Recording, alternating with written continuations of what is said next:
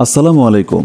১৯৬৪ সাল যখন পাকিস্তান ছিল দুটি ভূখণ্ডে বিভক্ত, পূর্ব পাকিস্তান আর পশ্চিম পাকিস্তান, যার মাঝখানে হাজার মাইল দূরত্বের আরেকটি দেশ ভারত। পশ্চিম পাকিস্তানের মানুষ আর পূর্ব পাকিস্তানের মানুষ ভিন্ন ভাষায় কথা বলে, আলাদা আবহাওয়ায় বাস করে, আলাদা খাবার খায়। তাদের অধিকাংশই মুসলিম, ইসলামে বিশ্বাসী এই দেশকে একত্রে ধরে রেখেছে। অতঃপর এলো ১৯৭১ সাল। দীর্ঘ ৯ মাস মুক্তিযুদ্ধের মাধ্যমে পূর্ব পাকিস্তান হয়ে ওঠে স্বাধীন বাংলাদেশ, যেখানে ধরা আছে সাধারণ মানুষের জীবন, তাদের সংগ্রাম আর এক সময়ের অবিচ্ছেদ্য ইতিহাস। এদেশের অধিকাংশ মানুষ খুব সাধারণভাবে কাজ করে, সরল যন্ত্রপাতি ব্যবহার করে, আবার অনেক সময় কোনো যন্ত্রপাতি ছাড়াই, কারিগর হোক, গৃহিণী হোক কিংবা কৃষক, অনেক মানুষকে তাদের হাতের পরিশ্রম দিয়েই জীবিকা নির্বাহ করতে হয়। চলুন আগে বাংলাদেশ তথা পূর্ব পাকিস্তানের মানুষের কাছে যাই। তারা বাস করে সিক্ত ও বর্ষামুখর এক ভূখণ্ডে, নদী ও খালের দেশ, যেখানে মিশেছে বিশ্বের দুই মহানদী গঙ্গা আর ব্রহ্মপুত্র। নদী খালগুলো প্রাণবন্ত চলাচলে ভরা। এগুলোই পূর্ব পাকিস্তানের প্রধান মহাসড়ক। খালের ধারে নৌকাতেই অনেক পরিবার বসবাস করে। নৌকায় তারা ইবাদত করে, নৌকাতেই বাজারে পণ্য নিয়ে যায়, পানিতেই তারা ফসল ফলায়। ধান তাদের প্রধান খাদ্য। ধান রোপণ করা হয় হাতে, আর ফসল তোলার সময় মানুষ ও গরু পায়ের চাপ দিয়ে ধান মারায়। যন্ত্রযুগ এখনও পূর্ব পাকিস্তানের কৃষকের কাছে পৌঁছায়নি। পানির ভেতর থেকেই তারা পায় সবচেয়ে গুরুত্বপূর্ণ নগদ ফসল পাট। এই লম্বা গাছগুলোই হলো পাট গাছ। পাট থেকে তৈরি হয় বস্তা আর গানির ব্যাগ। পাট কাটার কাজ করতে হয় ডুব দিয়ে, যেমন এখানে দেখা যাচ্ছে।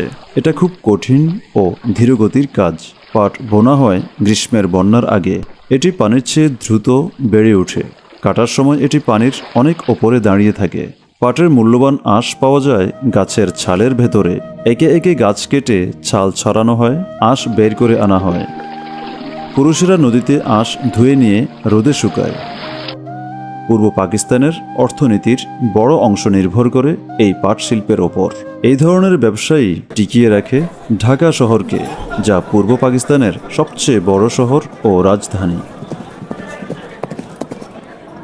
১০০০ মাইল পশ্চিমে বর্ষামুখর পূর্ব পাকিস্তানের বিপরীতে রয়েছে পশ্চিম পাকিস্তান। পশ্চিম পাকিস্তানের এক অংশের নাম পাঞ্জাব। এর অর্থ হল ৫ নদীর দেশ। এই নদীগুলো জীবন দেয় এই উষ্ণ ও শুষ্ক ভূমিকে।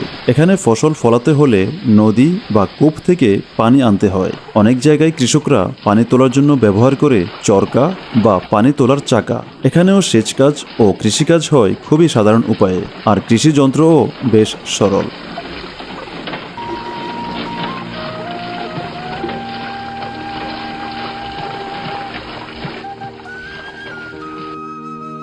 মাটি চূর্ণের জন্য ব্যবহার করা হয় কাঠের লাঙ্গল।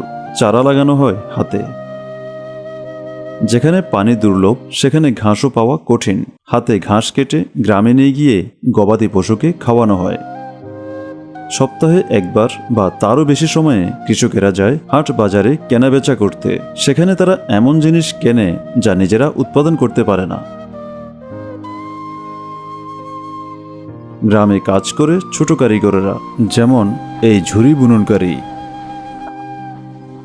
এখানে কাজ করছে গ্রামের মুচি আর কামার, যে তৈরি করে সরল যন্ত্রপাতি আর ঘোরার জন্য লৌহ নাল। পানি এখানে অপ্রতুল, তাই কাপড় কাচার জন্য নিয়ে যাওয়া হয় নদীর ধারে, যেখানে কাজ করে ধোপা।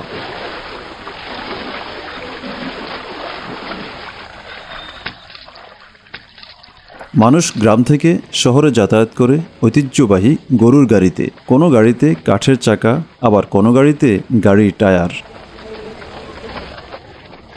কিছু জায়গায় মানুষ বাসে ভ্রমণ করে, আবার কখনো কখনো ট্রেনেও, যদিও সেটা তুলনামূলকভাবে কম। এই অঞ্চলের সবচেয়ে গুরুত্বপূর্ণ শহরের নাম লাহোর, একটি প্রাচীন বাণিজ্য কেন্দ্র, যা একসময় মোটা প্রাচীর আর বিশাল দরজায় ঘেরা ছিল। আজ শহরটি সেই প্রাচীন দরজার বাইরে অনেক দূর পর্যন্ত বিস্তৃত হয়েছে। পাকিস্তানের সবচেয়ে সুন্দর মসজিদ রয়েছে লাহোরে। বহু মুসল্লি এখানে আসে ইবাদতের জন্য। পাঞ্জাবের দক্ষিণ ও পশ্চিমে করাচি অবস্থিত এই অঞ্চলে। এ মরু অঞ্চল হল উটের দেশ। উটের কাফেলা বহু মাইল অতিক্রম করে পণ্য নিয়ে যায় বড় বাজারের দিকে। মাঝপথে তারা থামে ছোট ছোট মরুদ্যানগুলোতে খাবার আর পানির জন্য। উটওয়ালারা সাধারণত খোলা আকাশের নিচে নিজেদের প্রাণীর পাশে বসে খায়। মরুদ্যানেও হয় ছোটখাটো কৃষিকাজ, যেখানে পানি পাওয়া যায়। কৃষকেরা মরুভূমির মাটি চাষ করে সেচ দেয়।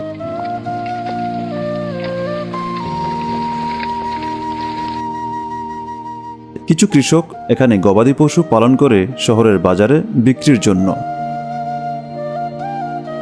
গরু রাখা হয় কূপের ধারে, তাদের দুধ বিক্রি হয় করাচির মতো বড় শহরে।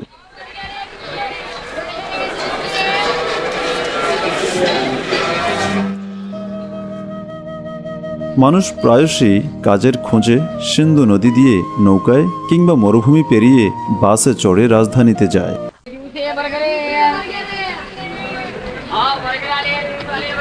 করাচি হল পাকিস্তানের রাজধানী। এটি উপকূলে অবস্থিত, সিন্ধু নদীর মোহনার কাছাকাছি। কোনো কোনো দিক দিয়ে করাচি আধুনিক শহর।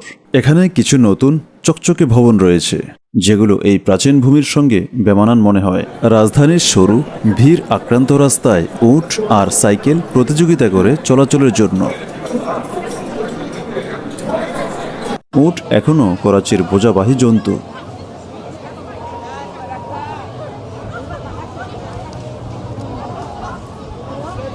এই মরু অঞ্চলে কাঠ দুষ্প্রাপ্য।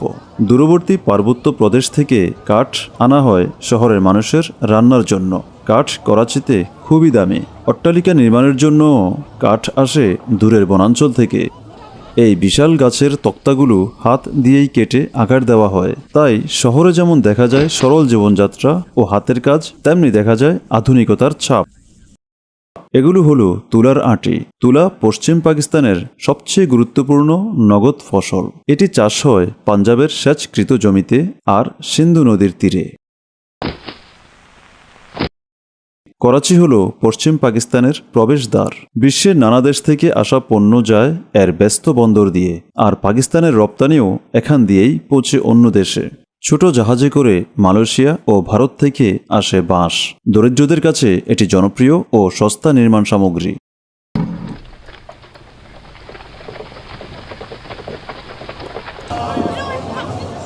ভারত থেকে আসে কলা। সেগুলো সাধারণত বন্দরের কাছের খোলা বাজারে নিলামে বিক্রি হয়। নিলামকারীরা আখও বিক্রি করে ছোট ব্যবসায়ীদের কাছে। ব্যবসায়ীরা প্রতিটি আখের গাদার জন্য নিলামে দর হাঁকে, আর যে বেশি দাম দেয় তার কাছেই তা বিক্রি করে। এরপর তারা আখ নিয়ে যায় রাস্তার দোকানে, যেখানে ছোট টুকরো করে কেটে বিক্রি করা হয় মিষ্টির মতো করে।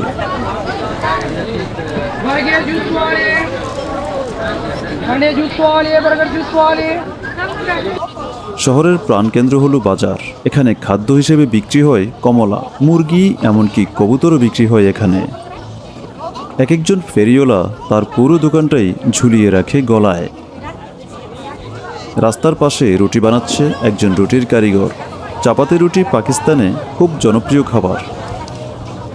মাছ বাজারে কেটে শুকানো হয়, আবার অনেক সময় ভেজেও বিক্রি করা হয় শহরে আসা মানুষদের কাছে।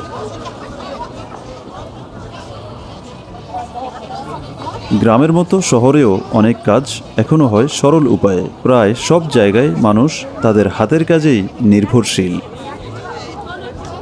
কিন্তু পাকিস্তান বদলাচ্ছে। এখানে একটি ভবন গড়ে উঠছে, যা হয়তো আধুনিক কারখানা হিসেবে ব্যবহৃত হবে, যদিও কাজ করা হচ্ছে হাজার বছরের পুরনো উপায়ে। সিমেন্ট ভর্তি জুড়ি মানুষ হাত থেকে হাতে দিয়ে যাচ্ছে ওপরে। পেছনের সব ভবনও গড়ে উঠেছে এই সরল কায়দায়। সামনে রয়েছে শ্রমিকদের আর বেকারদের কুঁড়ে ঘর, যাদের পক্ষে ফ্ল্যাটে থাকা সম্ভব নয়। তাহলে আমরা দেখলাম বাংলাদেশ অর্থাৎ পূর্ব পাকিস্তান হলো নদীর মোহনা আর আর্দ্র আবহাওয়ার দেশ। পশ্চিম পাকিস্তানের পাঞ্জাব হলো সেচ নির্ভর জমি আর পানির চাকার দেশ। আর করাচি অঞ্চল হলো উটের মরুভূমি। আর এসব অঞ্চল একত্রিত হয়েছে মহানবী হজরত মুহাম্মদ সাল্লাল্লাহু আলাইহি ওয়াসাল্লামের ধর্মবিশ্বাসে। পুরো ভিডিওটি দেখার জন্য আপনাকে অনেক ধন্যবাদ। দেখা হবে পরবর্তী কোনো ভিডিওতে।